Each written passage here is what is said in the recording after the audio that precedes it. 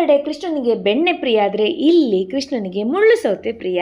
ತನ್ನ ತಪಸ್ಸಿನಿಂದ ಮುಚ್ಚುಕುಂದ ಮಹರ್ಷಿಗಳು ದ್ವಾರಕೆಯ ಕೃಷ್ಣನನ್ನ ಒಲಿಸಿದಂತಹ ಪವಿತ್ರ ಕ್ಷೇತ್ರ ಇದು. ಮುಚ್ಚುಕುಂದ ಮಹರ್ಷಿಗಳು ಸಮಾಧಿಯಾದಂತಹ ಸ್ಥಳ ಈಗ ಕಾಡಿನಲ್ಲಿ ಕಳೆದು ಹೋಗಿದೆ. ಇದೇ ನೋಡಿ ಪಾರ್ಥ ಸಾರಥಿ ದೇವಸ್ಥಾನ ಮುಜುಂಗಾವು. ಕೇರಳದ ಕಾಸರಗೋಡು ಜಿಲ್ಲೆಯ ಕುಂಬಳೆಯಿಂದ ಮುಳ್ಳೇರಕ್ಕೆ ಹೋಗುವಾಗ ಈ ದೇವಸ್ಥಾನ ನಿಮಗೆ ಸಿಗ್ತದೆ. ಇಲ್ಲಿ ಚರ್ಮವ್ಯಾಧಿ ಇರುವವರು, ಚರ್ಮವ್ಯಾಧಿಯಿಂದ ಬಳಲುತ್ತಿರುವವರು ಹರಕೆಯನ್ನು ಕಟ್ಕೊಳ್ತಾರೆ. ಕುಡು ಮತ್ತೆ ಅಕ್ಕಿಯನ್ನ ಅರ್ಚಕರು ಕೊಡ್ತಾರೆ. ಅದನ್ನ ಇಲ್ಲಿ ಬಂದು ಹಾಕಿ ಅಲ್ಲಿ 3 ಸತಿ ಮುಳುಗಬೇಕು. ಈ ಕೆರೆಗೆ 3 ಸತಿ ಸುತ್ತಬೇಕು. ದೇವರ ಅಭಿಷೇಕಕ್ಕೂ ಇದೇ ಕೆರೆಯಿಂದ ನೀರನ್ನ ತೆಗೆದುಕೊಳ್ಳಲಾಗ್ತದೆ. ಮುಚ್ಚುಕುಂದ ಮಹರ್ಷಿಗಳಿಗೆ ಕೃಷ್ಣನು ಒಲಿದ ನಂತರ ಇಲ್ಲಿ ದೇವರ ಅಭಿಷೇಕಕ್ಕೆ ನೀರಿರುವುದಿಲ್ಲ. ಅವಾಗ ಕೃಷ್ಣನೇ ತಾನೇ ಉದ್ಭವಿಸಿದಂತಹ ಕಾವೇರಿ ತೀರ್ಥ ಇದು.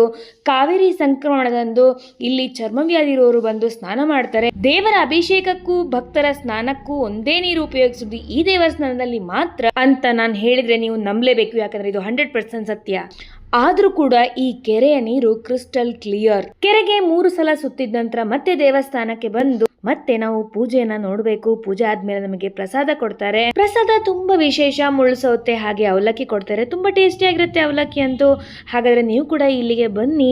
ಯಾವುದೇ ಕಾರಣಕ್ಕೂ ಈ ಪವಿತ್ರವಾದಂತಹ ಕ್ಷೇತ್ರವನ್ನ ಹಾಳು ಮಾಡಬೇಡಿ. ಇಲ್ಲಿ ತುಂಬಾ ಕ್ಲೆನ್ಲಿನೆಸ್ ಮೇಂಟೈನ್ ಮಾಡಿದರೆ. ಒಂದು ಪ್ಲಾಸ್ಟಿಕ್ ಇಲ್ಲ. ಮುಚ್ಚುಕುಂದ ಮಹರ್ಷಿಗಳು ಕೃಷ್ಣನನ್ನ ಇಲ್ಲಿ ಒಲಿಸಿದ ಕಾರಣ ಈ ಜಾಗಕ್ಕೆ ಮುಜುಂಗಾವು ಅಥವಾ ಮುಜುಂಗೇರಿ ಅಂತ ಹೆಸರು ಬಂತು.